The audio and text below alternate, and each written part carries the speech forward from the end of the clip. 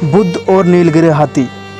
बुद्ध का चचेरा भाई देवदत्त सदा ही बुद्ध को नीचा दिखाने की चेष्टा में लगा रहता था, मगर उसे हमेशा मुंह की खानी पड़ती थी। एक बार बुद्ध जब कपिलवस्तु पहुँचे तो अनेक कुलीन शाक्यवंशी राजकुमार उनके अनुयायी बने। देवदत्त भी उनमें से एक था।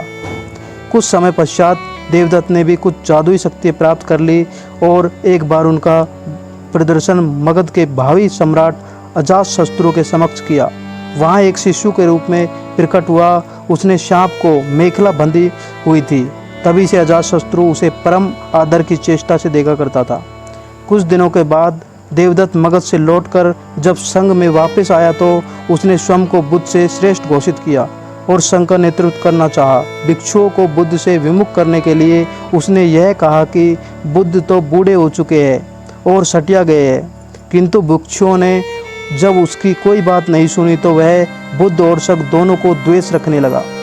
खिन्न होकर वह वापस मगध पहुंचा और अजातशत्रु को महाराज बिंबिसार का वध करने के लिए प्रेरित किया, क्योंकि बिंबिसार बुद्ध और बौद्धों का प्रचुर प्रश्रय प्रदान करते थे।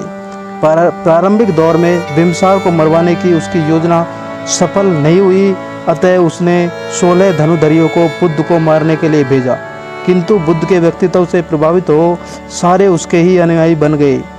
क्रोध में देवदत्त ने तब युद्ध पर गिरिकुट पर्वत की चोटी से एक चट्टान लुढ़काया, जिसे पहाड़ से ही उत्पन्न हो 2 बड़े पत्थरों ने रास्ते में ही रोक दिया। देवदत्त के क्रोध की सीमा न रही। उसने एक दिन मगध राज के अस्तंबल में जाकर एक विशाल हाथी नीलगिरी को ताड़ी पिलाकर बुद्ध के आगमन के मार्ग में भेज दिया। नीलगिरी के आगमन से सड़कों पर खलबली मच गई और लोग जहां तहां भाग खड़े हुए। तभी बुद्ध भी वहां से गुजरे। ठीक उसी समय एक घबराई हुई महिला अपने बच्चों को हाथी के सामने ही छोड़ भाग खड़ी हुई।